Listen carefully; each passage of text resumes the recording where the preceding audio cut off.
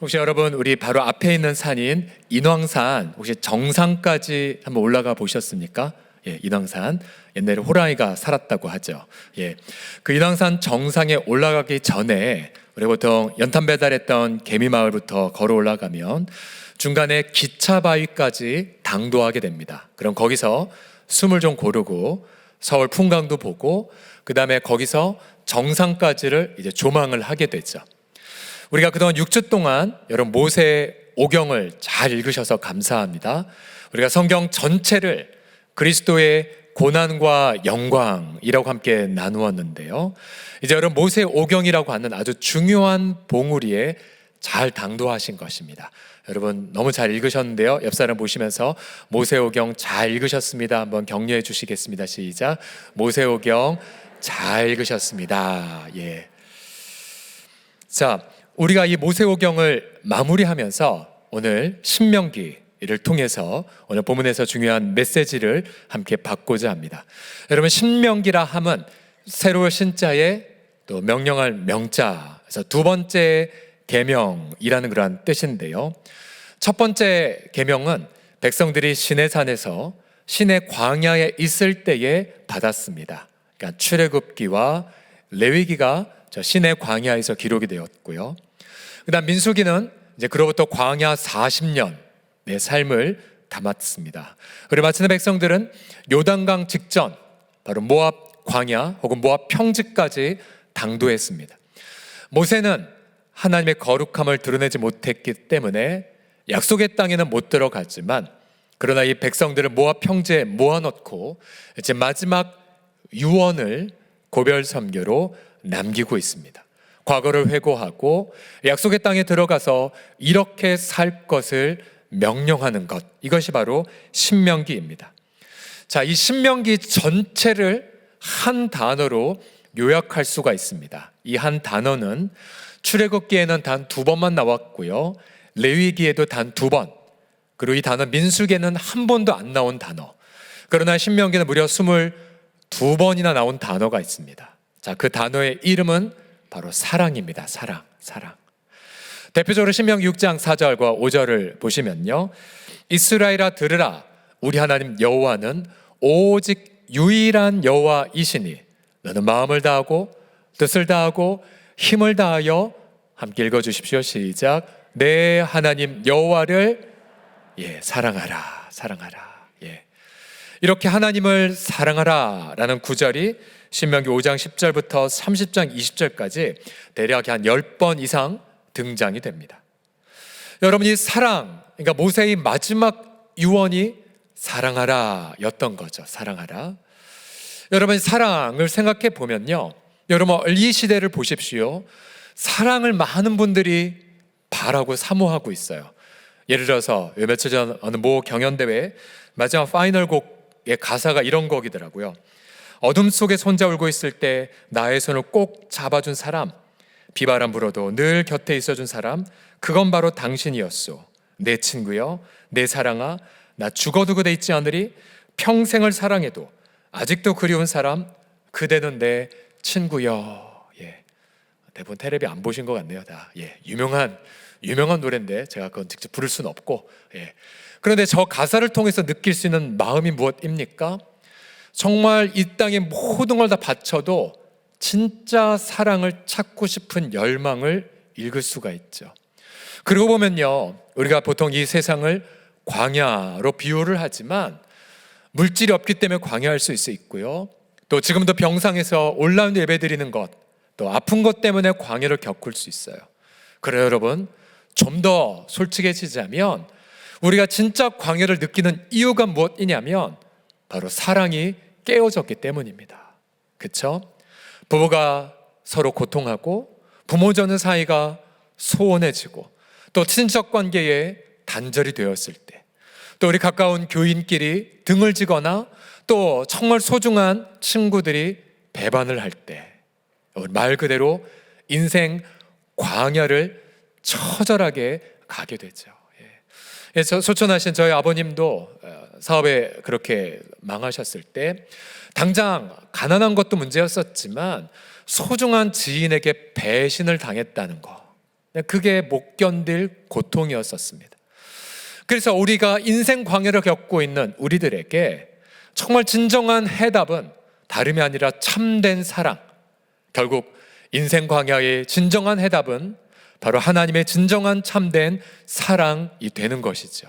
이제 오늘 신명기 말씀을 통하여서 우리가 하나님의 사랑이 세상의 이 광야의 해답이 되는 이유가 무엇인지를 함께 나누기를 원합니다. 하나님의 사랑이 세상의 해답이 되는 첫 번째 이유가 무엇이냐면요, 사랑이 바로 언약에서 시작되기 때문입니다. 같이 읽어주십시오. 사랑이 언약에서 시작. 사랑이 언약에서 시작되기 때문입니다. 왜 하나님이 이스라엘을 그렇게 구원하셨을까요? 왜 하나님이 이스라엘을 40년 동안이나 먹이셨고 왜 약속의 땅으로 들어가고자 하셨을까요? 신명기 7장 7절을 보시면 여호와께서 너희를 기뻐하시고 너희를 택하신 이유는 너희가 다른 민족보다 수요가 많거나 또 의롭거나 잘났기 때문이 아니다라고 말씀하세요. 하나님 왜 그들을 택하셨냐면 8절에 그 이유가 나옵니다. 8절을 보시면 두 가지가 나와요. 하나는 여호와께서 다만 너희를 뭐 하시기 때문에요? 사랑하시기 때문에. 너희 어떤 외적 모습을 보고 택한 게 아니란다. 사랑 때문이란다. 근데 그 사랑의 출처를 그 다음 밝히시죠. 또한 너희의 조상들에게 하신 무엇이요?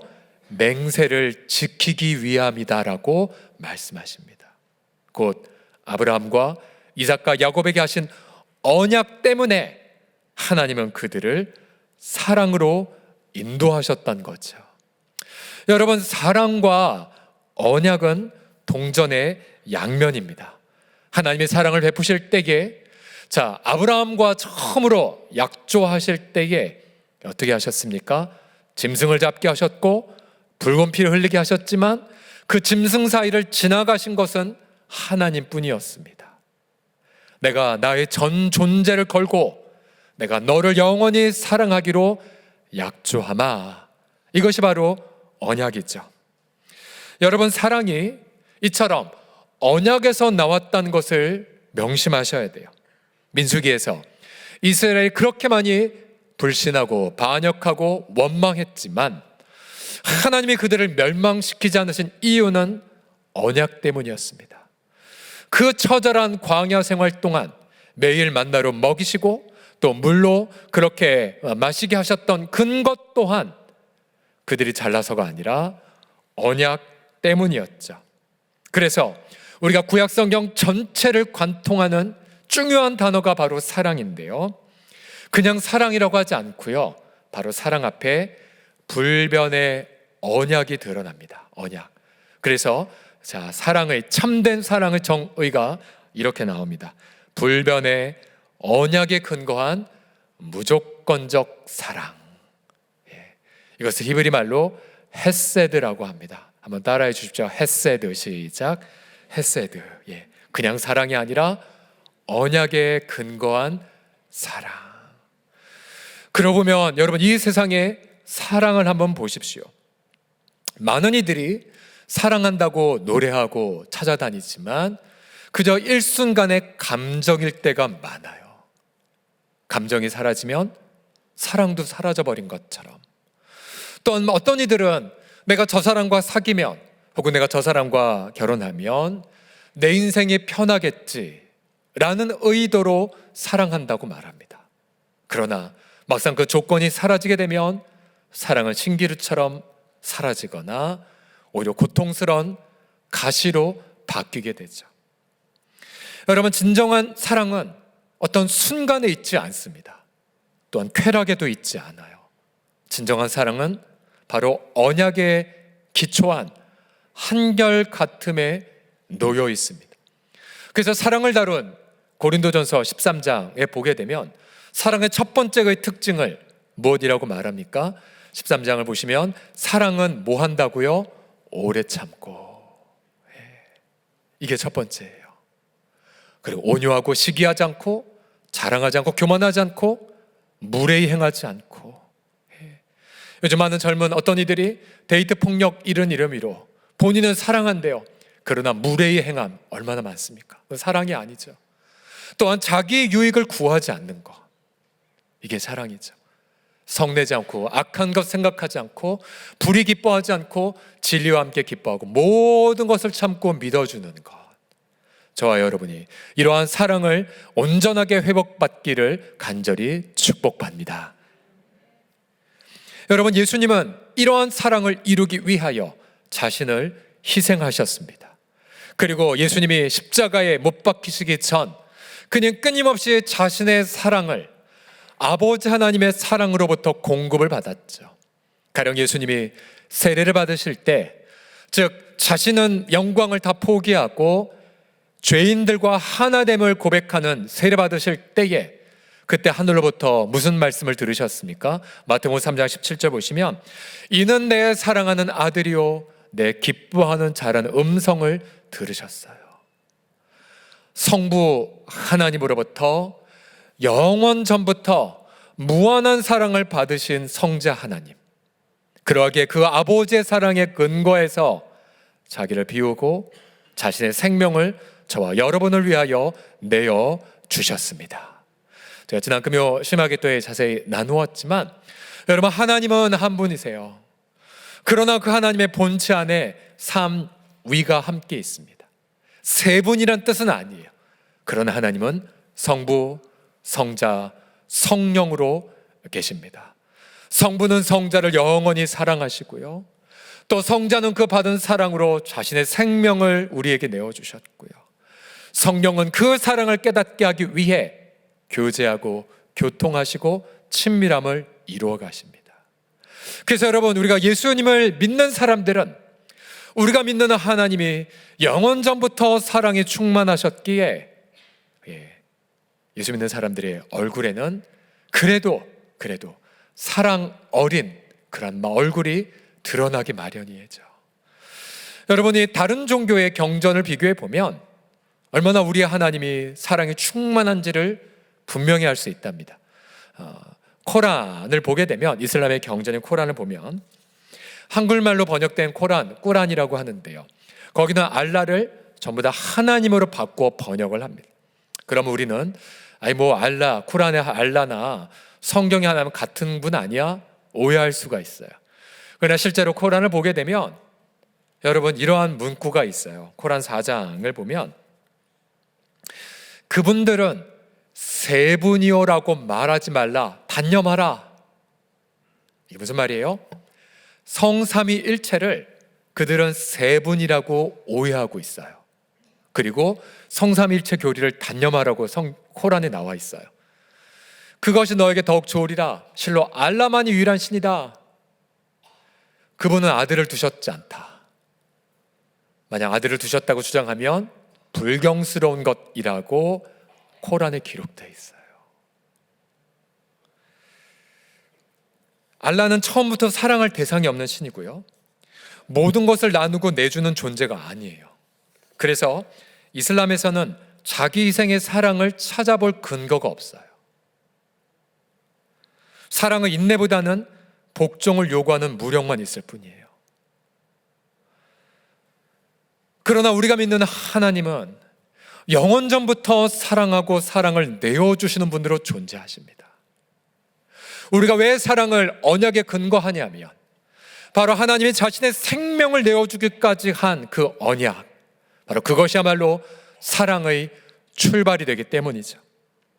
그러기에 이 자리에 하나님 앞에 언약을 맺고 결혼하신 우리 부부들이요, 사랑하기로 약조한 것을 평생 지키셔야 됩니다. 때로는 남편이 여러분을 실망시킬 수도 있고 또 아내가 여러분에게 마음을 괴롭게 할 수 있을지 모르지만, 그러나 여러분 정말 하나님 앞에 맹세하셨다면 하나님의 언약에 근거해서 배우자를 영원히 사랑할 걸 결단하셔야 됩니다. 또한 부모들은 모든 언약에 따라 자녀를 돌보셔야 되고요, 또한 교회 직분자들 또한 주님 앞에 그렇게 결단한 헌신에 근거해서 성도들을 사랑할 것을 지키셔야 됩니다. 여러분 보세요. 하나님이 언약에 따라 나를 사랑하셨다는 것을 묵상해 보십시오. 내가 잘나서 사랑받은 게 아니에요. 내가 무언가를 성취해서 선물 받은 게 아닙니다. 내가 무얼 드렸기 때문임도 아닙니다. 교만하지 마십시오. 하나님의 사랑 앞에 겸손해지십시오. 바로 하나님의 그 사랑만이 인생 광야의 해답이 됨을 믿으시기 바랍니다. 두 번째로 하나님의 사랑이 세상의 해답이 되는 이유가 무엇이냐면 바로 깨어진 사랑들이 마음의 변화로 회복되기 때문입니다. 함께 읽어주십시오. 사랑이 시작. 사랑이 마음의 변화로 회복되기 때문입니다. 예.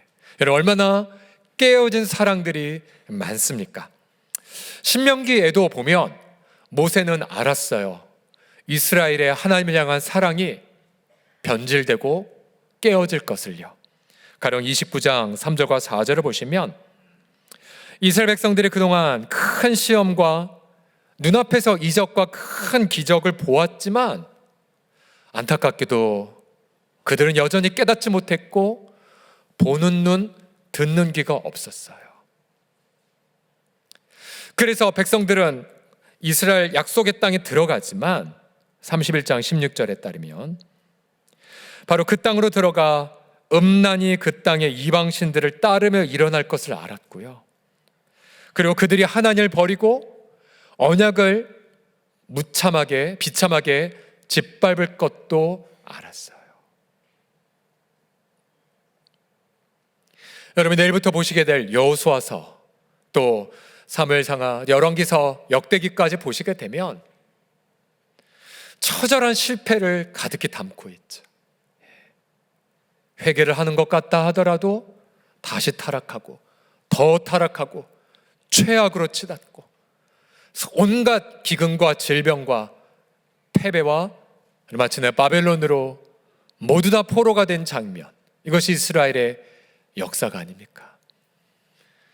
우리가 그러한 아픔을 겪지 않았다 할지라도 내가 만약 그 자리에 있었어도 오히려 우리는 그들보다 더 큰 죄들을 졌을 것입니다. 왜요? 역시 우리의 마음도 깨닫는 마음도 없고요, 보는 눈 듣는 귀도 없기 때문입니다. 그래서 이런 비관적 전망 하에 하나님은 모세를 통해 또 하나의 소망의 약조를 하나 남기십니다. 신명기 30장 6절, 오늘 핵심 구절입니다. 다 같이 읽어봅시다. 시작. 내 하나님 여호와께서 내 마음과 내 자손의 마음의 할례를 베푸사 너로 마음을 다하여 뜻을 다하여 내 하나님 여호와를 사랑하게 하시리라. 아멘. 다름이 아니라 마음을 수술할 것을 약속하셨습니다. 마음의 수술. 여러분 보통 할례라 함은 하나님이 아브라함에게 명령하신 거죠. 즉 태어난 아기 8일 됐을 때에 남자아이의 성기의 포피를 잘라내는 거예요. 그럼 피가 났겠죠? 아기는 자지러기 울겠죠? 엄마 아빠는 너무나도 마음이 아팠겠죠. 어린 아기가 피를 흘린 거에 대해서. 근데 그것이 바로 언약의 증표였습니다. 그러나 아무리 육체의 표식을 한다 한들 여전히 그들의 마음은 보는 눈 듣는 귀 없이 깨닫는 마음이 없었어요. 진정한 선물은 바로 마음의 수술에 있었습니다. 그래서 구약성경 곳곳에 내가 너의 마음을 할례할 거다, 내가 너희 마음에 하나님을 사랑하는 마음을 줄 것이다 라는 약속이 계속해서 나옵니다. 결국 이스라엘은 은혜를 경험했지만 진정한 마음의 변화가 될 그날을 고대하며 소망하며 살았던 거죠. 그럼 여러분 마음의 할례, 마음의 수술을 언제 받을 수 있을까요? 자, 이 약속의 신명기 30장 6절은 결국 골로새서까지 와서 신약 성경에 와서 비로소 성취가 됩니다.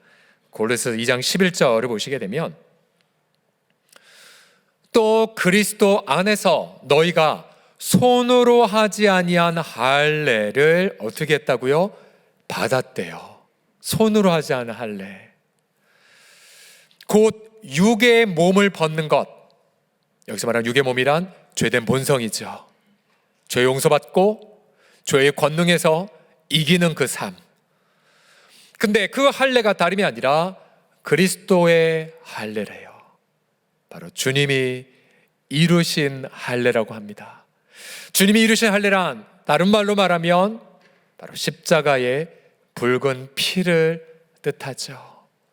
자신의 육체를 내어주셨고 죄의 형벌을 대신 받게 하신 그리스도의 피, 바로 우리는 그 피로 마음의 죄사함을 받고 하나님 앞에 새로운 마음을 받게 됩니다.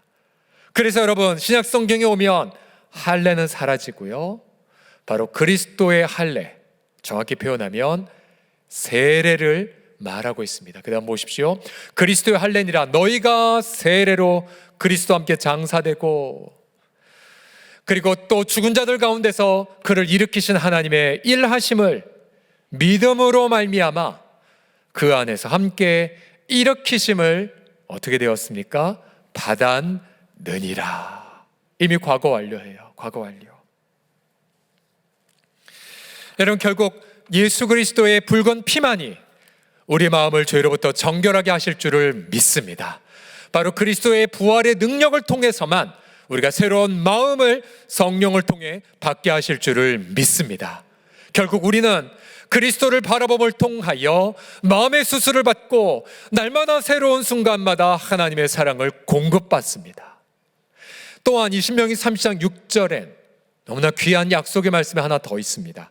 다시 보시면요, 내 하나님 여호와께서 내 마음과 그 다음 내 누구의 마음에요? 바로 자손의 마음에도 할례를 베푸신대요.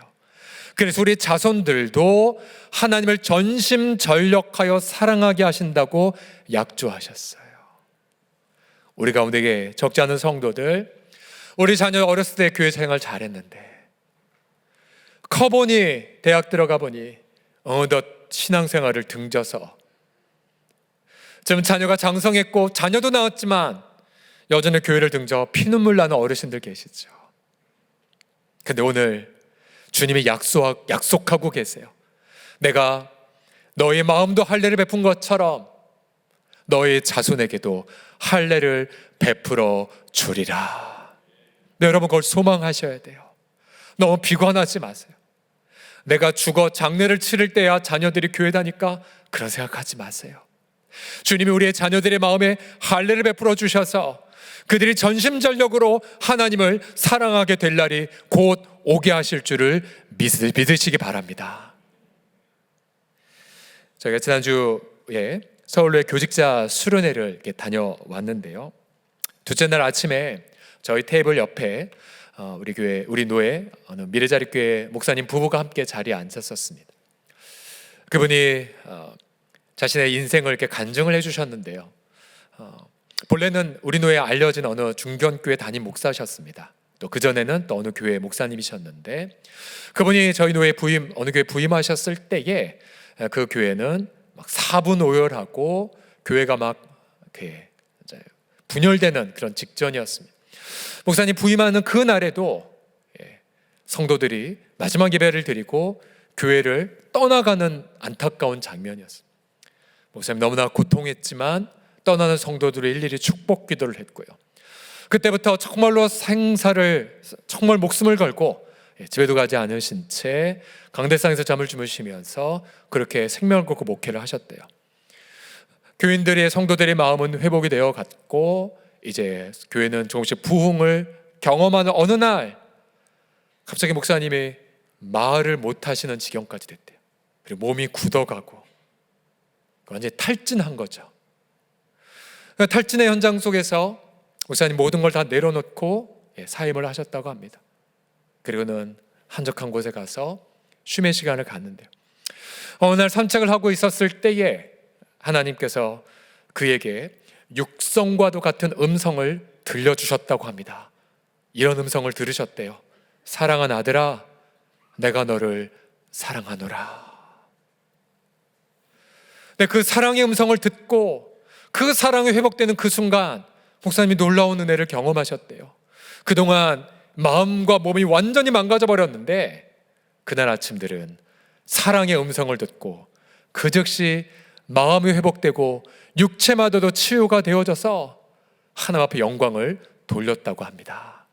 그리고 두 분이 회복되셔서 그래서 다시 교회를 개척하셨고, 지금 비록 그 교회는 여전히 미래자립 교회이지만, 그러나 노예 가면 늘 후배들에게 격려하고 그리고 축복을 하는 행복한 목회자의 삶을 살아가고 있습니다.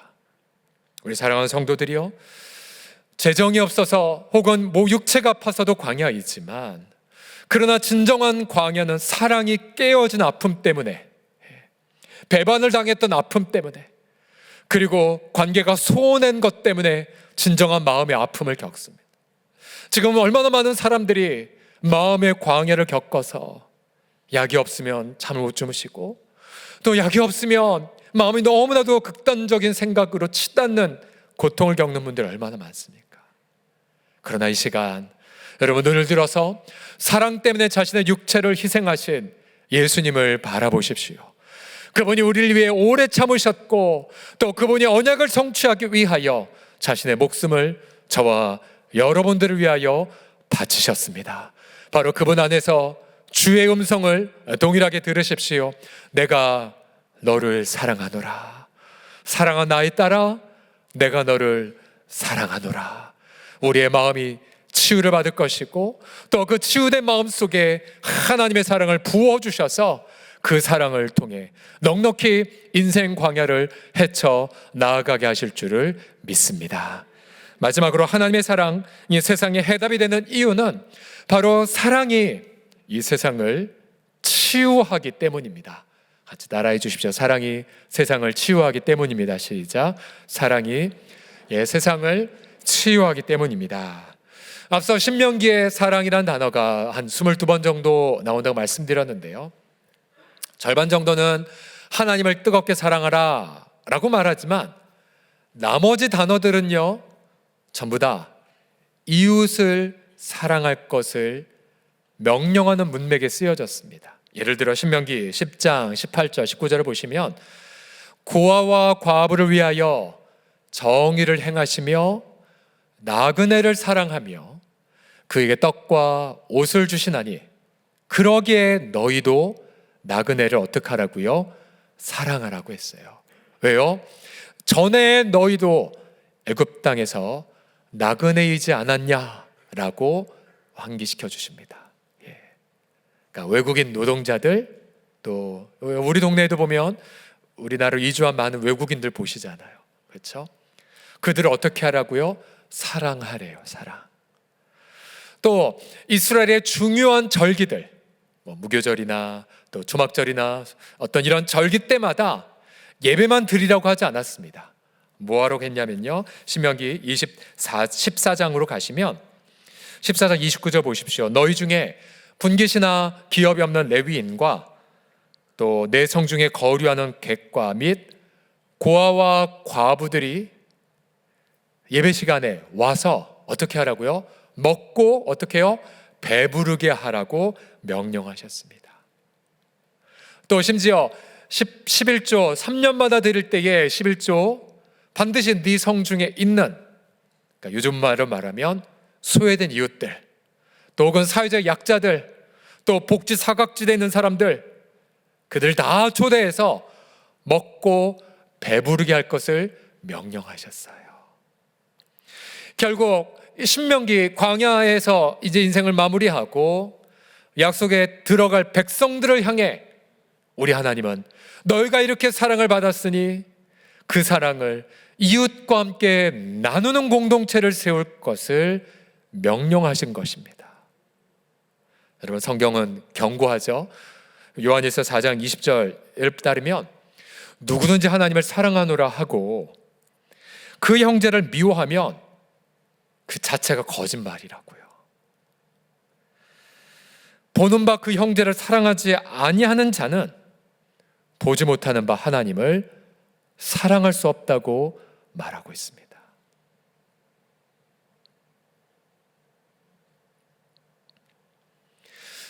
그러니 내가 정말로 하나님을 뜨겁게 사랑한다면, 여러분, 그 사랑을 처음으로 증명할 곳은 부부관계이고요, 부모 자녀 관계이고요, 내가 정말로 하나님을 뜨겁게 사랑한다면 우리 마을에 있는 소외된 이웃과 함께 동행하셔야 됩니다. 우리가 지난 6월 튀르키예 대지진이 일어나고 나서 우리가 바로 그 주간에 즉각적으로 현재 있는 베닷 선교사 목사님에게 우리가 4,000불을 바로 보내었고요. 우리 베닷 목사님 우리 교회도 오셨었지만 베닷 목사님은 튀르키예 현지 분이시고 현지 목사님이시고, 그리고 그 사모님은 한국 분이세요. 최은숙 사모님 단기 선교사로 가셨다가 튀르키예 현지 분 만나서 결혼하신 케이스이죠. 그분이 오토바이를 몰고 다니셨기 때문에 오토바이 동호회 멤버들과 함께 길이 끊긴 곳에 들어가서 구조하고 구호 활동들을 활발하게 전개를 했습니다. 그 보고한 영상들이 있지만 다음 기회에 함께 나누도록 하고요. 그 다음에 여러분들이 그 다음 2주 동안 펑많은 헌금을 주 앞에 들으셨습니다. 우리 주보에 정확한 금액이 나와 있는 한 1,100만 원 정도를 헌금하셔서 저희들이 김영환 선교사가 있는 둘로스 네트워크가 세운 하나의 또 다른 어떤 계좌를 우리 둘로스 네트워크 이 사진들이 함께 결의를 해서, 자, 이 계좌는 개인 계좌가 아니라 현지에 연결된 그러한 통로로서 가서 영수증 하나 남김없이 전부 다 남길 것을, 그런 시스템을 김영환 선교사님이 직후에 지진 피해 있는 곳에 들어가셔서 만들고 그렇게 오셨습니다. 지금 현재 이 베닷 목사님은 동남부 개신교 목회자 협의회 리더로 섬기고 계신데요. 자, 지금 어떻게 진행되는지 잠시 보고를 드리면요. 현재까지 이 대지진으로 5만 명 이상이 생명을 잃었지만 그런 현지 분들에 따르면 실종자 숫자가 무려 100만 명이 된다고 합니다. 더 이상 시신을 수습할 수 없은 채 그냥 불도저로 건물을 밀어버리는 중에 있대요. 현장을 직접 목격한 분은 지옥과 같았다고 표현을 하십니다. 1,000만 명 이상의 이재민이 발생이 된 거죠. 현지에서 이 시스템을 이루어 네트워크를 이루어 섬기는 모든 대부분의 분들은 저희 교회가 여러분들의 헌금을 통해서 지불하는 모든 프로젝트 중에 가장 중요한 프로젝트 중에 하나가 선한목자 훈련원이거든요. 거기 훈련생들이에요, 대부분이. 이번에 피해를 본 안타키아 또 디아르바키르, 저희가 직접 갔던 곳에 각 목사님들이 팀을 이루어서 그곳을 섬기고 있습니다. 지진의 날 당일날 우리 선교사님이 일일이 다 전화를 했었대요. 너 살아있냐? 살아있냐? 네, 피해 없고 전부 다 살아있다고 했습니다. 근데 그러다 전화가 끊겼대요. 왜요? 그들 모두가 지진 피해 현장에 구조하러 갔기 때문에. 일주일 있다가 온라인으로 연결이 됐대요. 그래서 모두가 온라인상에서 엉엉 울었다고 합니다. 현재 이분들은 매일 예배를 드리면서 이제 그 이재민들을 돕기 위한 사역 속에 헌신하고 있다고 합니다. 날마다 음식을 만들어 보충하고 섬기고 또 집을 안내해주고 텐트를 섬기고, 그러면서 이들이 소망을 잃지 않도록 돕고 있다고 합니다. 여러분, 우리가 많은 분 중에서 예수 믿는 성도들 사실 얼굴에서 표가 나요. 왠지 모르는 기쁨, 또 왠지 모르는 삶에 대한 어떤 긍정의 자세들. 그래서 많은 사람들이 이분들에게 물어본대요. 도대체 당신들 정체가 뭐요? 그러자 이분들이 고백하기 시작했대요. 저희요, 크리스찬입니다. 크리스찬. 그 고백을 하자 현지 무슬림 분들이 마음을 활짝 열고 복음을 듣기 시작했다고 합니다. 그 광경을 지켜보는 이슬람의 이맘들, 자신은 절대로 저렇게 하지 못한다라고 했고, 또 차라리 방해할까라는 그러한 뒷담화하는 내용이 우연히 영상에 찍혀 튀르키예 전국 방송에 방영됐다고까지도 하고 있습니다. 바로 예수 믿는 성도들, 바로 우리가 받은 그 사랑이야말로 지옥 같은 이 세상을 향한 치유의 해답이 되고 있습니다. 이제 우리는 모세오경을 마무리하고 신명기의 페이지를 닫기 전에 여러분들이 그동안 읽었던 책 마지막 페이지에 이 두 글자를 적어 주십시오. 바로 사랑이라는 단어를요. 사랑이야말로 광야의 해답이고, 사랑이야말로 인생의 소망, 우리의 계획이 됩니다. 우리가 앞으로 남은 인생 하루가 될지 또 열흘이 될지 100년이 될지 아무도 모르지만, 그러나 모세가 남긴 마지막 유언이 사랑인 것처럼 저와 여러분의 남은 인생에도 사랑의 열매가 풍성하게 맺어지기를 주의 이름으로 간절히 축복합니다.